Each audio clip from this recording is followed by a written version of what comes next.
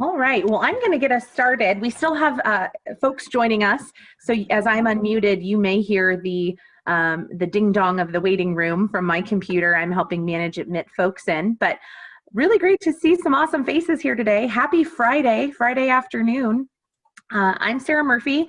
I'm the Chief Student Officer and the Dean of Students at NMC. And really, I just want to welcome you to this great session and commend you for taking time out of your super busy schedules on a beautiful Friday afternoon to join us to improve the ways that you can succeed in your online and hybrid scheduled courses and use your NMC iPad to really maximize the ways that you can take notes, study, and keep yourself organized. So this is something that is a collaborative effort between academic affairs, so the faculty who care so much about your success, the Office of Student Engagement, who really supports your success primarily outside of the classroom, and CREATE.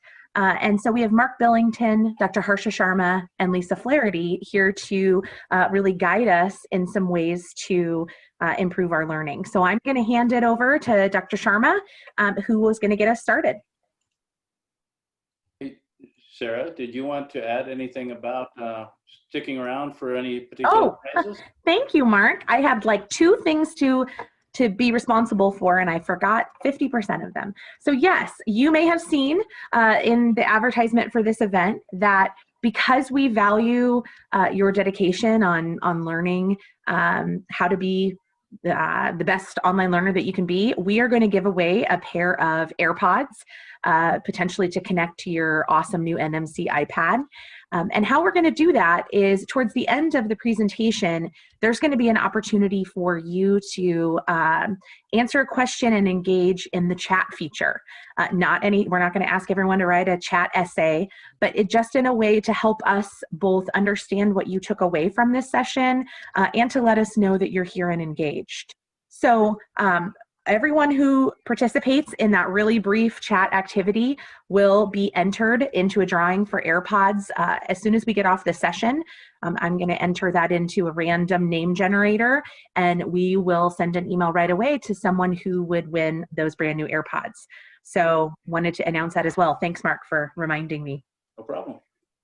Hello and welcome. And I echo Sarah. It's wonderful to see many of you. And it was up to me, I would give everybody an AirPod, trust me. But I can't do that. So it's so good to see all of you. And again, it's a Friday afternoon, lovely afternoon.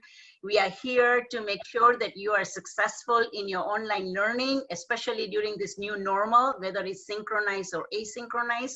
So we have lots of tips, and we have your peers who are going to share their success stories too. So thank you once again. If you recollect, several weeks ago, Dr. Roberts had sent out a survey to all the undergraduate students with respect to the online learning strategies, and the results are in. So the purpose was we want to make sure you're successful, and then once we hear from you, there are some things that we can offer that can make you successful. So we are taking action on your feedback, and we really, really appreciate you taking some time out of your busy schedule to do that. So there were 6 themes that emerged. There is lack of interaction between faculty and between peers. So we'll talk a little bit about that. Technical difficulties, we all understand, especially with Zoom or Google or WebEx. Personal motivation and time management skills goes together. And we know it's not only you who are at home trying to juggle your online obligations, but then you have also family, you have children, those who have young kiddos at home, trying to get them, organized. So we completely understand. We have great tips with respect to that. Lisa Flairty is going to talk about it. She is spending countless hours with you, so many of you know her.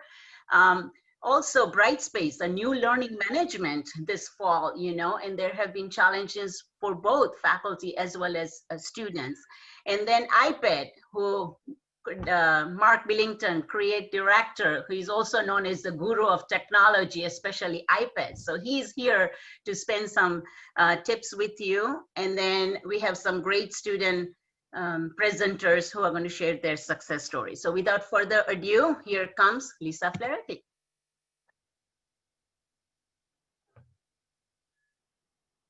Lisa, you're muted. Okay, I'm not muted. Can you hear me now? Okay, very good.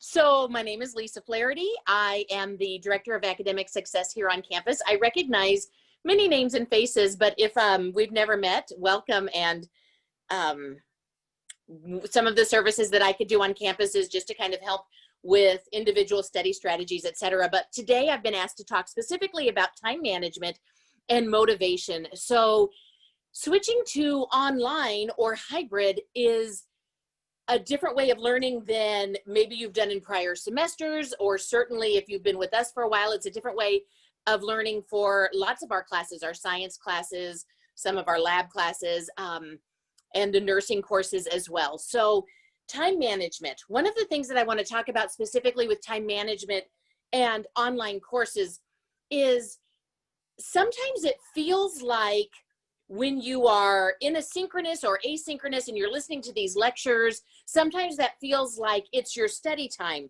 So it feels like it's hours that you're putting towards this class. So kind of remembering that that isn't what was originally in your study time. That was like your class time. So study time goes above and beyond and outside of what would be in that class. So if you are in a pharmacology or a patho or an A&P, and sometimes I know those are synchronous where you're talking live with your instructor and your classmates, that you've got to treat that time as class time, like when you were sitting in class. So if it is an asynchronous class where you are listening to online lectures and you're rewinding and you're listening and doing things like that on your own time, finding a specific time when you do that can be a big time management benefit. And then treating that like class time.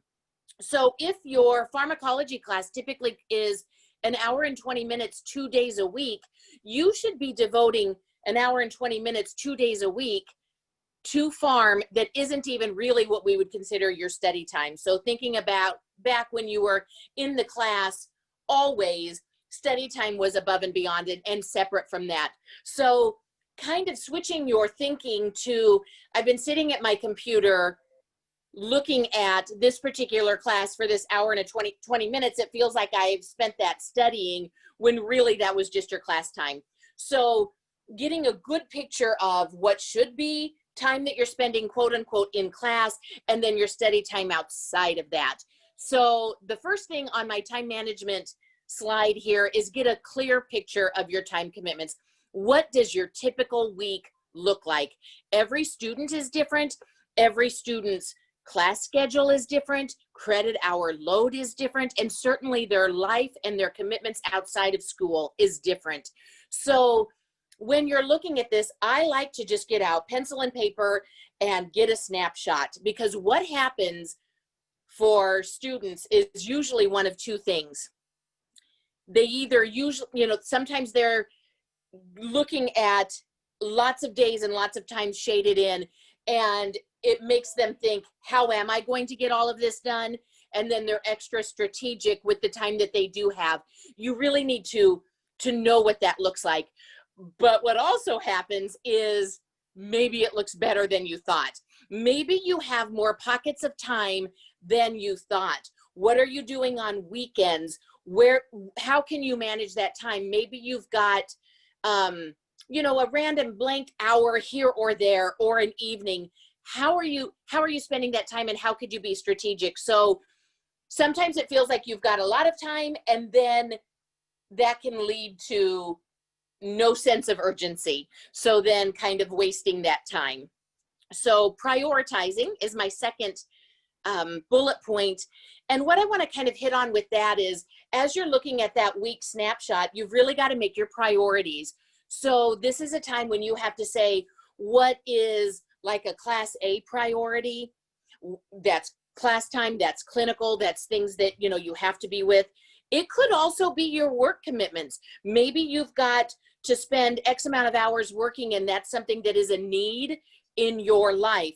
So maybe you're considering that a class A priority. Maybe children and their time commitments, that's a class A priority. So what are those Class A priorities? Make sure that they get on your weekly schedule grid, and then think of maybe what's not a Class A priority, and maybe Class B priorities happen every other week or sometimes, or when you don't have an exam. So maybe Class B priorities are back in the old days, going to a movie or dinner, or go, like spending some extra time with friends and family. Like, I get it that those things need to happen, but one of the things that I usually say, and so you may have heard me say this before, like, this is not the time that you get on your high school reunion planning committee, things like that. Like, that's not a Class A priority. So make sure that what you're doing is what needs to happen now while you're a student, because it is okay to say, not while I'm in a healthcare program, not while I'm doing clinicals. These are things that are going to come back to my life after graduation. So that is certainly something that is okay to do. And sometimes that takes us practice in just even saying that out loud. So the last bullet point on here is be purposeful. And I really like this one, because if you are choosing how you're spending your time, then it is not slipping through your fingers. So being purposeful. Thursday nights, I know I don't have a class right away on Friday morning, so that is the night that I'm going to watch Netflix or call my mom or anything like that. Like, it's not that you can't do these things. You just have to be purposeful. So I am a professional time waster. It happens to me every day. And then there's nothing more frustrating than spending your time and letting it slip away from you, and then being rushed at the end and not being prepared. So I think of when I'm like trying to get ready for work and I'm not being purposeful. Like, I could say, oh, I'm going to wake up, I'm going to drink coffee and look at my phone for 15 minutes or however long. But when it goes longer and I'm letting that slip away from me, and all of a sudden I'm not being purposeful, then I've only got 15 minutes to get out the door. I'm rushing around. I don't have time to find the shoes that I want with this outfit. And then I hit 2 red lights, and all of a sudden my day is off. So just kind of being purposeful with that time so that you feel like you have control over all of the hours in your day, because things are going to come up. And managing time also means really preparing for the time. So I have said to students, you are 1 red light away from a tardy to clinical or a construction zone in the parking garage. Has anybody been there? That something like that can really make a difference to if you're on time or if you're tardy. And we all know that that is a big deal in healthcare. So plan your plan A. I'm going to leave the house at this time. I'm going to give myself this much extra time, but then you've got to have a plan B. What is your plan if you go out and there's a flat tire or your car doesn't start? Be thinking already, what will you do? Do you have a roommate that you could borrow a car? Do you call a friend? Like, if you already know what you will do in a case of like a little emergency like that, then you're just 2 steps ahead when it happens. Because at some point in your clinical career here as a student, it's going to happen, and those things can really throw you off. So time management is also about being prepared and giving yourself the time that that you need to make sure that everything happens.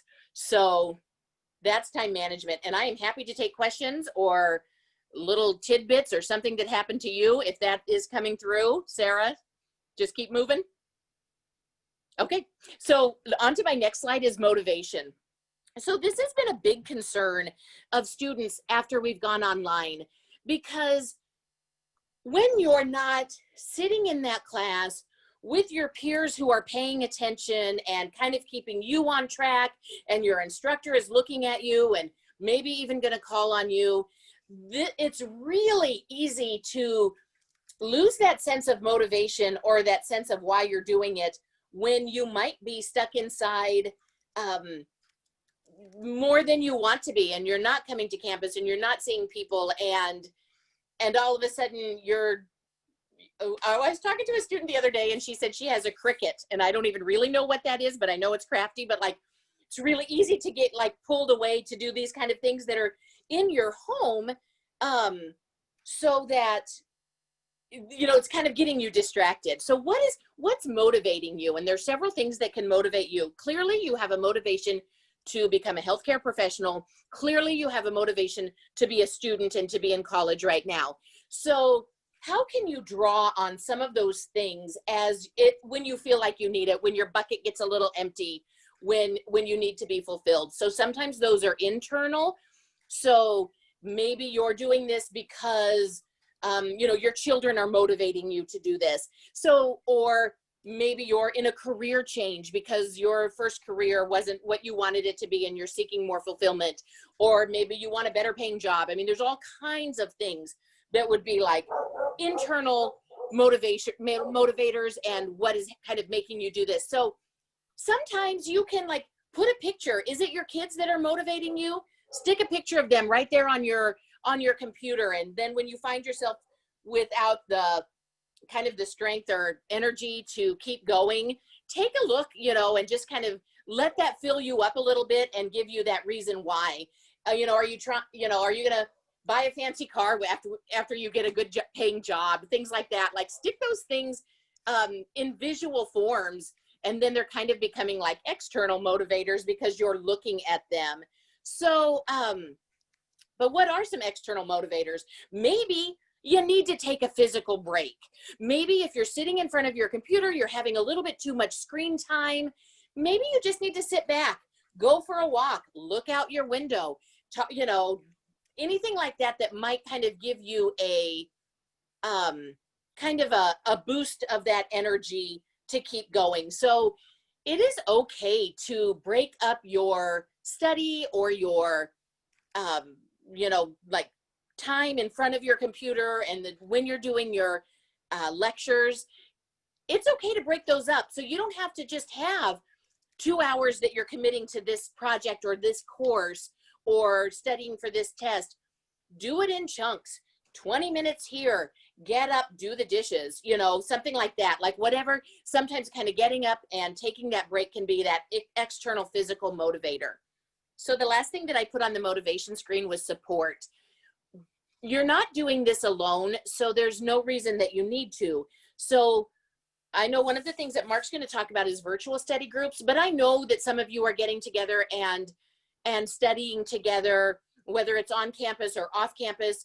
And I think that's important. I mean, we all want to practice safe distancing and masks and all of that. But when you are doing some of these courses, I know that some of our accelerated students just got done with like a health assessment class.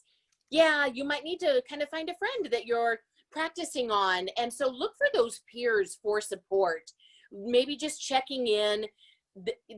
The people that are going through this with you are your best resources because they're doing it with you and they know what you're going through, and they can give you, you know, like if you didn't understand something that an instructor said, you could always get somebody else's kind of opinion. So look for your external supports, and maybe that's us, and maybe that's your faculty or other members of Office of Student Engagement, but maybe it's each other too. So maybe it's a quick phone call to your friend that just said, oh my gosh, did you get through chapter 5? Did you even understand what it was saying? And just a little bit of a kind of refilling that bucket and re-energizing your motivation. So I think sometimes just knowing it's okay to take that break and then jump back in, just recenter. So I will move on from there, but if there's any questions, if anybody wants to make an appointment and talk about some of these things individually, I'm happy to do that as well. But thank you. Lisa, I had a really quick question before we move on. Yeah. So if someone is really struggling in terms of their motivation or their time management, what kind of like one-on-one support or what kinds of topics might you or Stacy Nelson, who also works with academic success, what could someone expect through a meeting like that?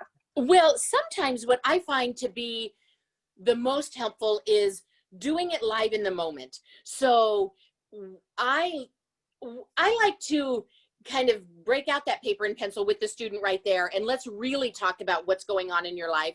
Let's really talk about your commitment, and let's draw it out on paper, because I think that is better than just thinking about it. So if I think about things like, here's my list of things to do today, and I'm thinking about it, I'm going to forget it, or I'm not going to get it done. So I really like to just kind of do the hard work, do the actual work in my office with students, because I think then that it's not something that then they can put off, you know, like we're just going to do it right here and now, and let's really take a look. So sometimes that's a way of saying, you know, like we could talk about, when is your best time? Are you a morning person? Are you an evening person? I worked with a student who tried to do things in the morning, but really she's an evening person. And so, you know, I said, that's okay. If your best time is 9 p.m. to start studying, and you've got a good 2, 3, 4 hours in you, God bless you. And that's when you do it. You know, you've got to think, how are you working, and when is your best time, so that you're not fighting against kind of your natural self, and when you're the most productive, and then doing things that aren't as intense during times that you're a little bit less on.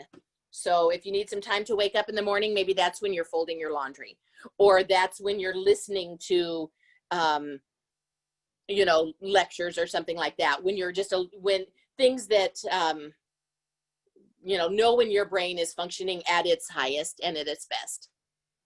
So we can talk about those things. You know, I've talked with students about, like, just kind of even managing some family dynamics, and how are we doing that, and what are some strategies to make the best use of your time.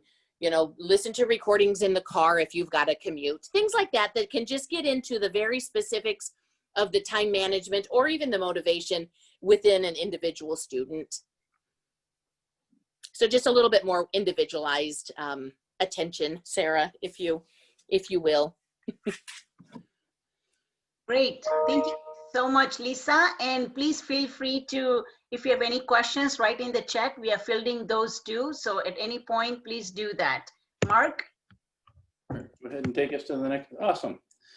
So my role at CREATE is to look creatively at ways that students learn and teachers teach. So we've been looking at a lot of different pieces, but one piece that I heard over and over and over again from students wasn't so much the lectures being the challenge, but that challenge of, how do I study in my study groups? How do I can't go to Starbucks anymore. I can't come to the school anymore. There's so many different limitations. My students are home, or my kids are home, and I need to stay home with them to help them study. How do I replace that?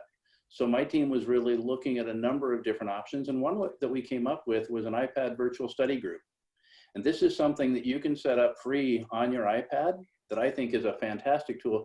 Harsha, can you go ahead and click that video for me? So it goes ahead and plays, and jump it to full screen too. So it'll just play in a loop while I'm chatting here. But this is a tool that we use with Microsoft Whiteboard that you can download for free on your iPad. And then also using FaceTime. So what you're seeing right now is a FaceTime call with Miranda, one of my team members, and myself. Oh, this is a little rough and bouncy. There we go. But you can actually see Miranda in a picture on your iPad while you're using other applications. So we launched another application called Whiteboard that you can add your own pictures in. You can go ahead and write on your own. You can invite others to join in the whiteboard. So here's Miranda now writing into my whiteboard. So lots of great ways to be able to work with this and share information. I see a lot of you over in the Student Engagement Center writing on all of the glass boards. That's great, but access may be limited now to that. And when you're done, what happens? The cleaning crew comes in at night and wipes all the board down. This stays permanent. So you can come back to this at any time, and you can come back as a team, but you can also come back as individuals. So Miranda might come in tonight and go ahead and write some more on the whiteboard. And then when she leaves the whiteboard tonight and I come in the morning, I see what she's done, and I can go ahead and add my own comments back into that as well. So some really powerful ways to use both FaceTime and also to use Whiteboard. We've got a number of faculty members using Whiteboard just alone, even to work just in study groups. You're not leaning over each other's shoulder. you can each see and share and walk away with the copies. So virtual study groups is one great way to start to work with this. And I'm going to jump off of slides for just a second and talk a little bit about time management. Lisa mentioned this, and I think it's key. How do I leverage my time and do more? So in the chat, we were talking about recording your lectures or actually having your textbook read to you. So there's options to turn on the ability to have your iPad read any text that you can highlight. Now, it sounds boring and monotone, but I would encourage you to explore Alex.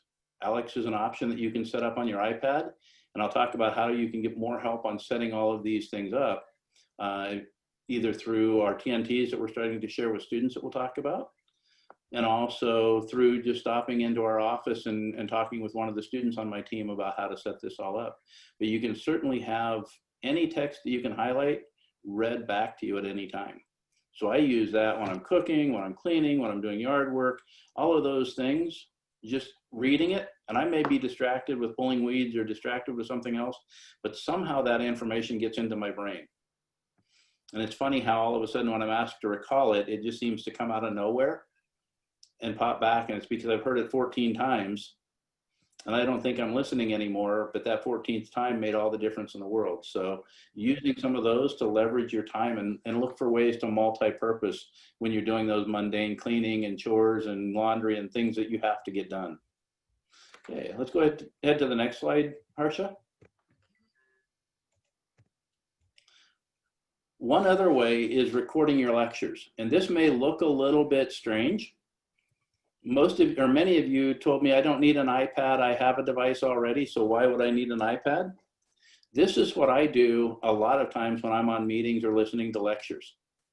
I want the full screen ability of my iPad, and I want the full screen note-taking, I should say full screen ability to see the lecture and the full screen to take my notes.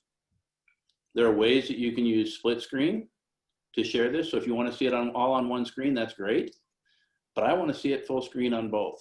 So I actually bring my lecture up on one of my PCs and watch the full screen lecture and listen and interact with folks that way.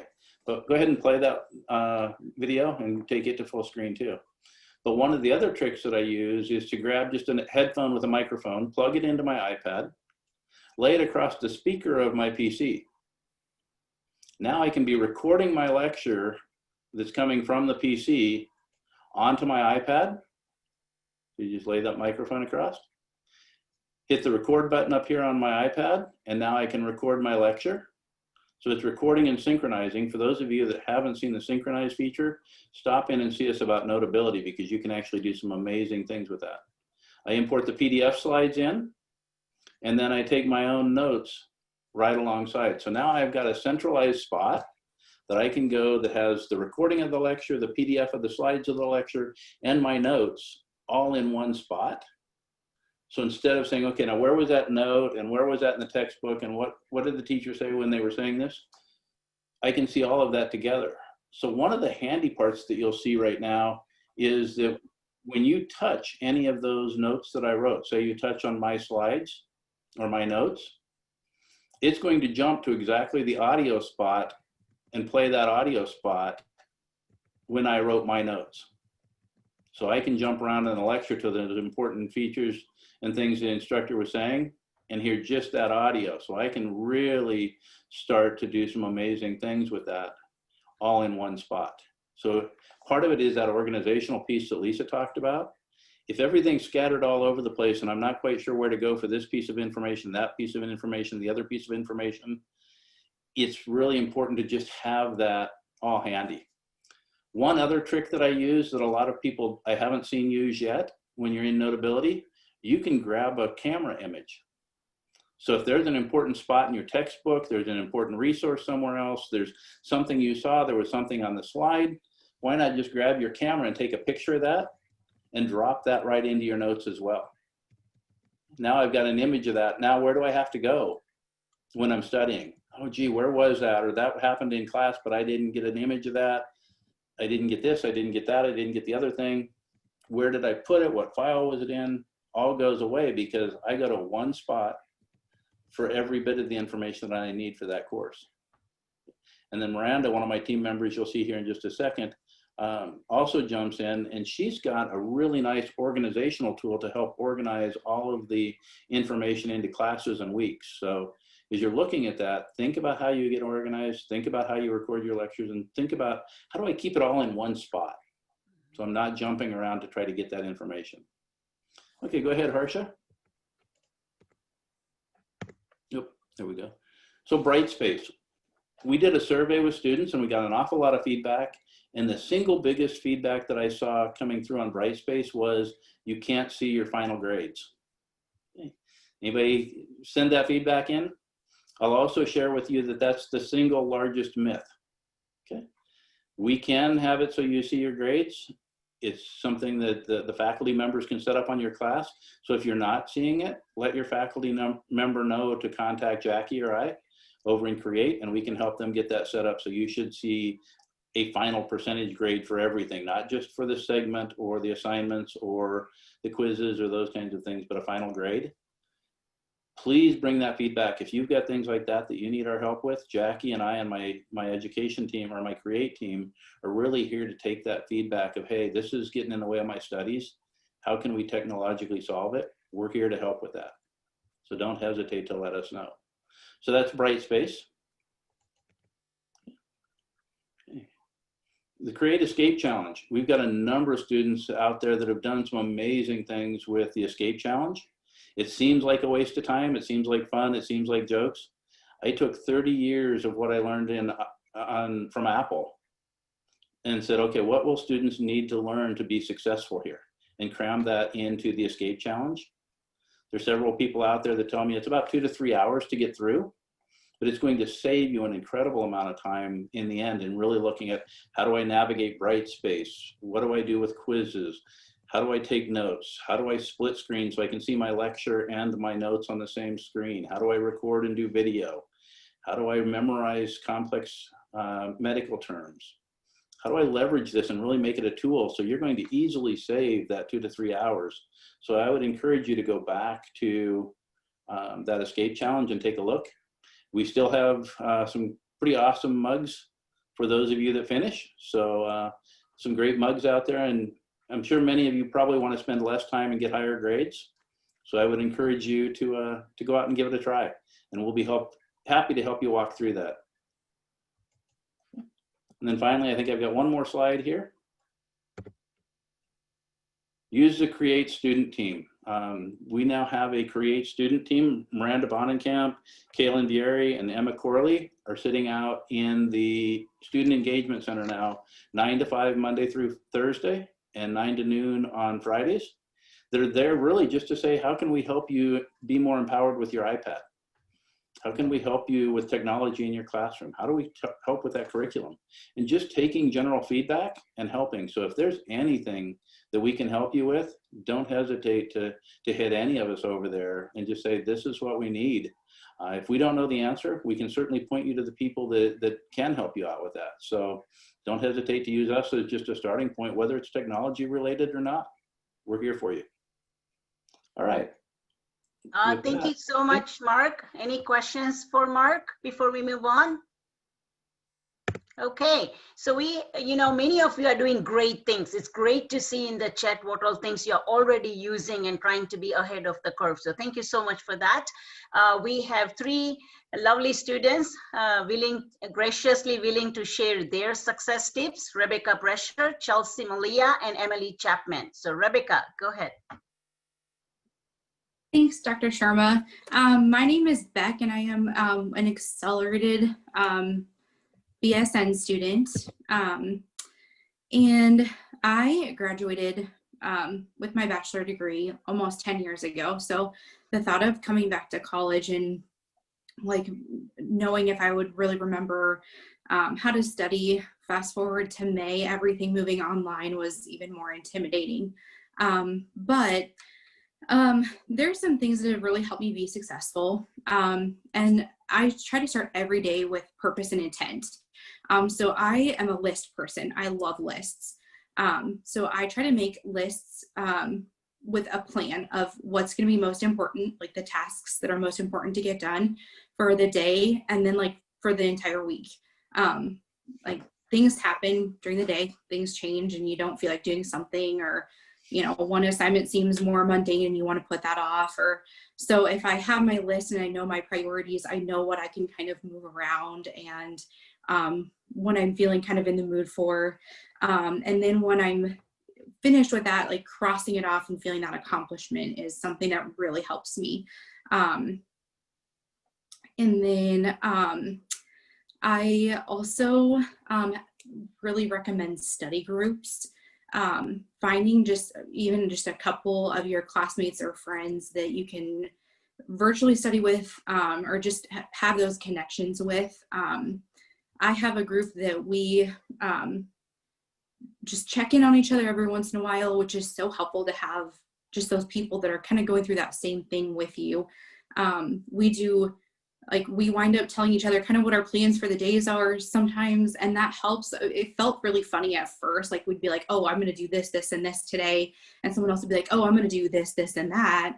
And at first it felt really funny, but the more I thought about it, it was that like an extra layer of accountability, because then if I felt like I told my group of friends that I was going to do these things, so I felt like I had to, or like even if things changed, it like wound up that everybody kind of wound up changing their plans as well, and everyone kind of wound up saying their changes, and it's just like that, like I said, that extra accountability that you have to like actually get your things done that you wanted to, whether it's studying, assignments, whatever you wanted to get done.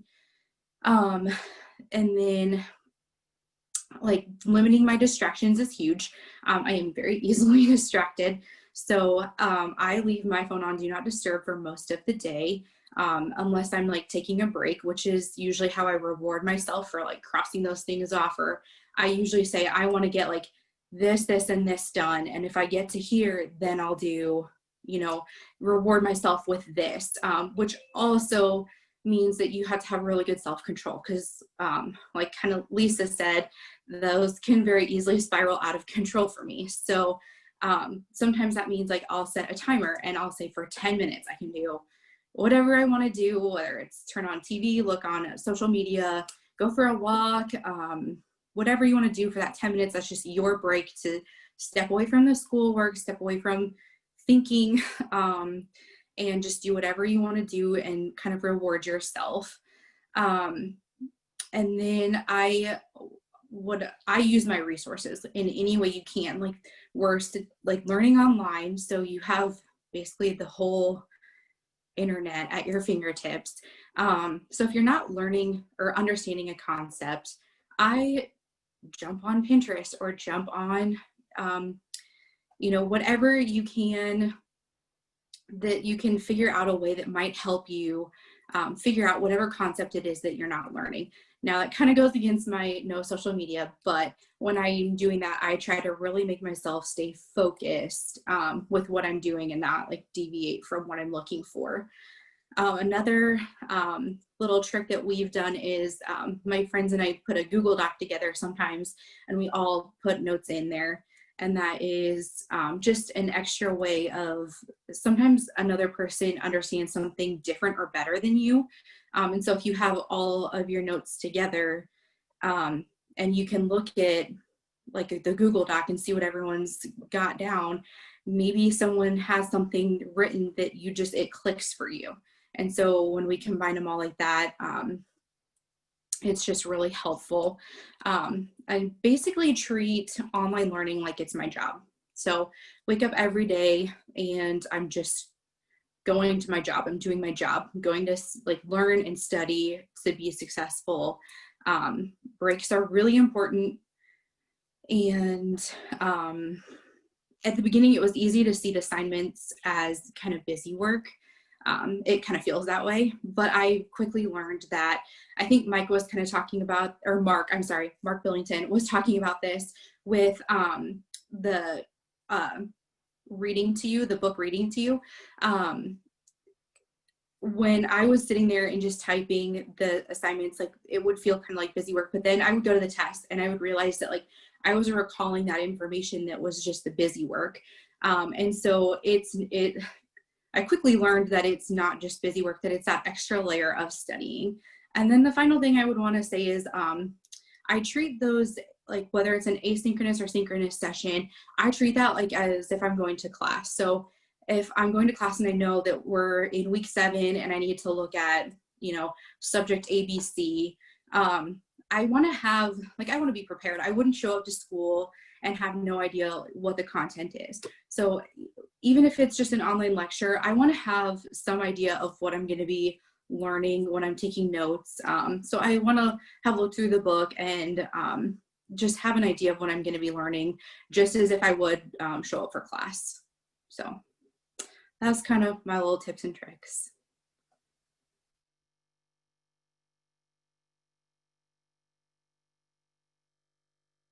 Thank you, Beck. Chelsea. Yeah, thank you, Beck. Those were really great. Some of those are things that I definitely don't do.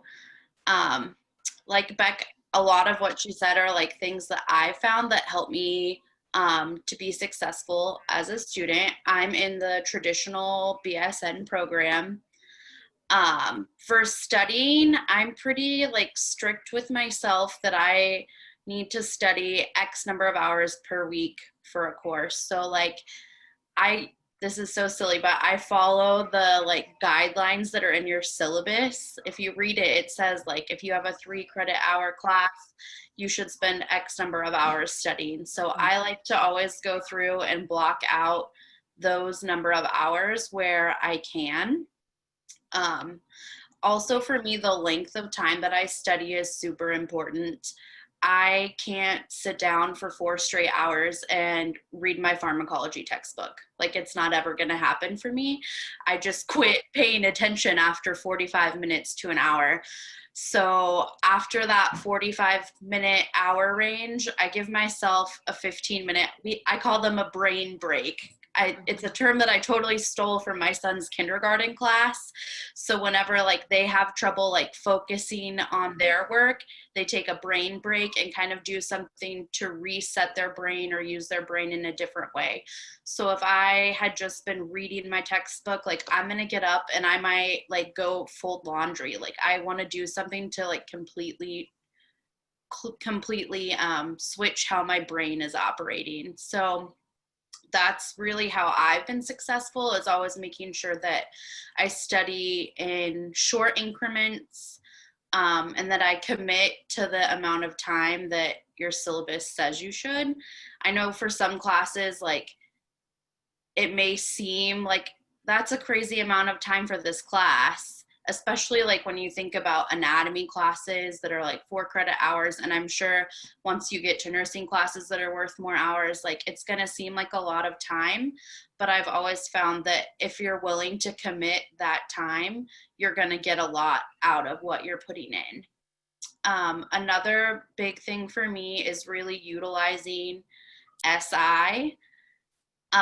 Most of the more difficult courses have SI sessions, and if you build that into your study time, it really helps to like change how you're studying. So in SI, it's more of like a group setting. You're going to have a student who's teaching you versus your instructor. So it's just a different way to study. And it kind of helps mix the material up a little bit. Like Beck, I'm also a list maker. So each week I kind of will list out in my planner everything that has to be done. And I like to every day, just on a Post-it note, like have a goal for the day. So like today, my goal is to take an exam, or my goal is to complete 2 lectures for another class. I always want to complete those goals, like the top 2 to 3. And then my lower goals are things that like I would like to get done today, but in the real world, we all have things going on at home. So maybe they're not a complete priority. So kind of like Lisa was talking about having like A priorities and B priorities. I kind of prioritize like my schoolwork that way too, knowing like ideally I'd like to get 5 big tasks done, but if I only get 3 tasks done, that's okay too. And I think my last tip is just be a little bit forgiving with yourself right now. This time is really challenging. Our instructors know that. And just know it's okay to not be perfect with everything every day. So if you don't get all of the things you wanted to get done today, tomorrow is going to be a new day. Approach it with a fresh attitude each day, and you'll definitely have a lot of success. Great. Thank you so much, Chelsea. And absolutely correct. These times are challenging and we all have to be giving grace to each other. Emily. Thank you, Beck and Chelsea. Can you guys hear me? Yes. Okay, perfect. Those are great pointers. I also am a list person. I have my little notepads and I write everything down that I want to get done that day. And again, sometimes I don't get every single thing done, and that's okay as long as I have these lists prioritized. So again, that's I want to go back to where Lisa was talking about priorities and motivation. You have to, find things that motivate you. And for me personally, I have a fiance in China, and my motivation is I want to get done with this program so I can get married and have my kids and start working as a nurse and get my career going. So I have those things that motivate me, that really help me and keep my priorities straight. And one thing that I would definitely recommend for pharmacology is that joining SI is a great tool. You have tutors as well. I actually met with Beck, and she was so helpful with our meet when we did that. And then also I like to utilize my weekends to basically start. All those lectures are online, you guys, so I would start watching those lectures the week before, the weekend prior to the actual class time, that when we meet synchronous with Dr. Sharma, and that way you have a really good idea, and you have these terms, you have all of the terminology, all of that's kind of in your mind, and that therefore when she starts going over it in class, you have that. And you can kind of just keep building on that. Another thing I like to do the weekends prior is just read those chapters. And I know sometimes not everybody likes to sit down and read those chapters. Me personally, I'm feeling like I'm getting back problems sometimes because I'm just sitting here sometimes. But that's when you have to realize, okay, it's time to get up. It's time to move around, take a break, eat a snack, do what you need to do to kind of rejuvenate yourself, and then sit back down. Another big thing that I found super helpful, I personally like to exercise and go to the gym. So what I like to do is I'll make flashcards, and I have a voice recorder app. So I'll read what's on the flashcards, like the question or whatever the medication, maybe the drug interaction or the mechanisms of action, or perhaps the side effects. I'll read like, what are the side effects of this drug?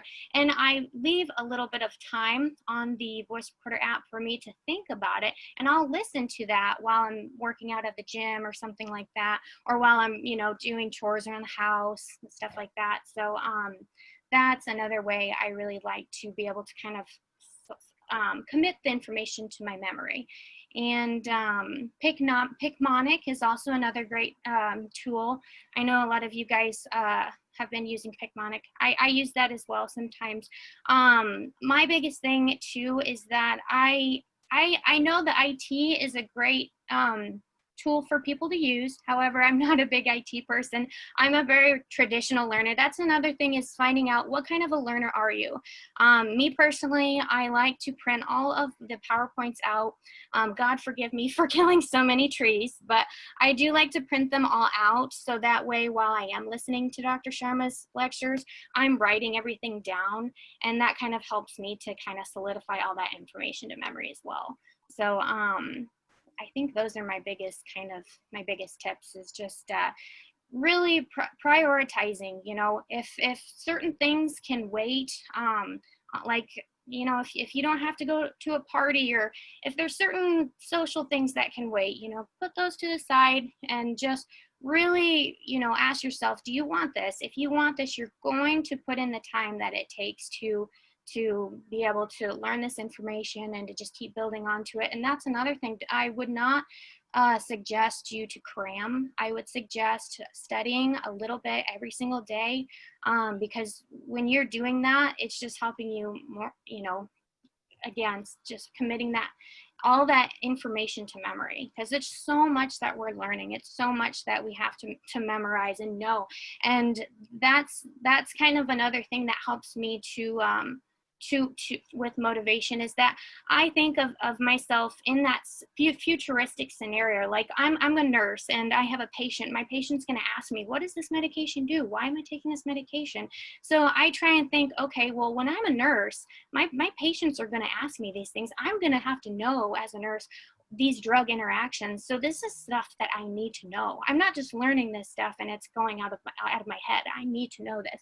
So just being able to kind of be able to apply that. And yeah, and another thing with that is just reading, paying attention to those nursing process. Those purple highlighted nursing processes in the book are so very important, because that is what you're going to be, you're going to need to know that as a nurse. So that's another big thing that I like to, I'll always review those kind of several times before I take a test. So I have that kind of fresh in my mind.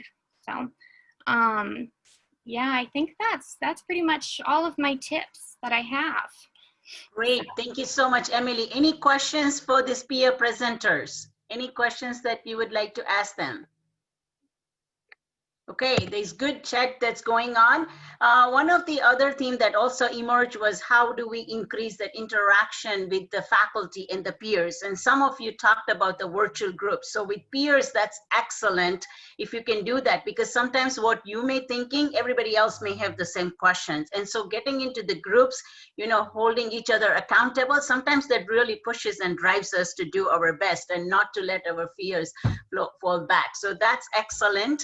And then faculty, how can you increase your interaction with the faculty? There are a couple of things, you know, especially with the new norm of learning, it's either synchronized or asynchronized. So the voice recorded lectures really help you. And Mark was talking about excellent, giving you that tip of how you can take the notes, because when you take the notes and you come to the class, you're prepared, like you have questions for your faculty. I think being interactive in the classroom is very advantageous, because then the faculty can gauge your learning and can tailor your learning towards it and say, how can I make it better for the students? So I think, you know, being prepared before you come to the class is excellent, whether it's online or synchronized, because then with online asynchronous, you have discussion boards, and that again helps you to improve your learning and take it to the next level. With the synchronized sessions, if you're able to read before you come class, I don't think faculty expect you to know everything, but at least if you do your reading before you come to the class, then you can ask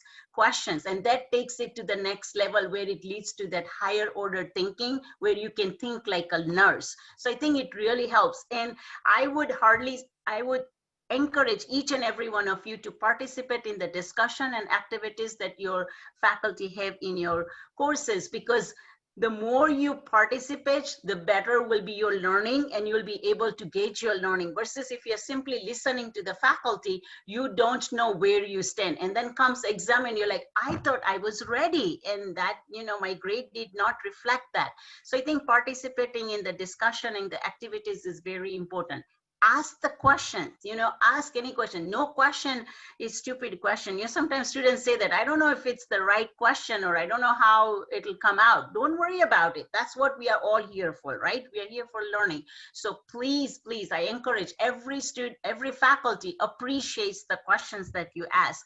So feel free to ask the questions. And today I'm going to ask you one question. What do you wish your professor would know? There is one thing that you would like your professors to know. So please write down on the chat. We're going to take that to the professors and say, this is the common feedback that we are getting from the students. So we would really like to hear from you. What is that one thing that you wish your professors knew? Anything that you would like. I want more interaction. I want more activities. I want more, you know, information, whatever you want. I would really encourage you to write that down on the chat, so then we can take it back to the faculty and say, hey, can we do this? How can we do this different? I think that's going to be really helpful, because especially with this new normal, you have kids, there are assignments, you know, and Chelsea talked about these are new times, these are challenging times, and we are understanding that too. You know, we have sometimes students saying that it's difficult with the assignments. You know, we can't look at all the assignments on the bright spread. We're like, okay, well, we know we have a deadline, we're going to give you one exception, you know, but you also have to take into consideration that make a planner, make sure you have your syllabus with all your dates when they are due. That is really going to help you what upcoming assignments you have, you know. So make sure that you don't procrastinate on that aspect too. That will really, really help you. And then know your professor, reach out to your professors. I don't think we are taking enough advantage of the office hours. You know, professors have office hours. They are willing to meet with you. So anytime you want to meet with your professor, do that, because sometimes just knowing the answer is not enough. How did you reach to that answer is important. How do you process that information is also very important. So take advantage of your professor's hours, and know that we are here for you, we care for you, and we really want you to be successful in your journey here at NMC. So together we can get that going, and you reach your end goal of graduating with high scores. So with that, we come to the end of the session. Sarah, is there anything you want to add, Mark or Lisa, before we take the poll? I'd like to just, I think, say thank you to, you know, all of our presenters today, especially Emily and Beck and Chelsea, and just participating in the chat over the last 50 minutes. I'm so impressed and excited at how amazing our students are and all the awesome suggestions that they have. So I think one of my walkaways and recommendations to everyone on this session is to use one another. Right? There are some amazing suggestions happening in the chat that I would have never thought of on my own. And I'm hoping that you find that true as well. So if you haven't been paying attention to the chat before logging off, do a scan through of all the different suggestions. There's been some really golden tidbits that have come through from the folks who are participating. So I did want to just point that out. Great. Any other questions? I'm seeing some great feedback from the students, and we really, really appreciate it. We are going to compile all that information and make sure that we are hearing you. That's the whole reason that we are having this session. We are going to have ongoing sessions so that you kind of have your questions answered and more tips on how we can help you and be successful in your academic journey here. So know that we are here for you, and anything that you need, you just need to let us know. Sarah, because you're logged in too, would you please start the poll, because I won't be able to do it. It says you are the host, so you would need to get that going. I just launched it.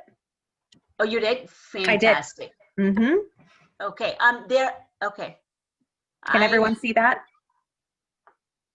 Good.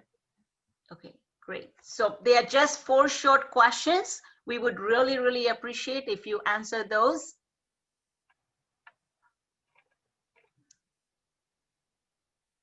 And then we'll also have you in the drawing. Oh, Emma cannot see, Sarah. Emma, okay, so everybody. Okay. So if you cannot see the poll actively, sometimes I know that you have to navigate to that button on your Zoom screen. So whether you're on your phone or a laptop or an iPad, if you get to the place where you can see the various options like chat or your mute or unmute, there's a button there that says polls. Try to select that. Sometimes it doesn't automatically pop on your screen. Emma says, I found it. Hit the poll in progress button. Mm-hmm. Thank you, Emma.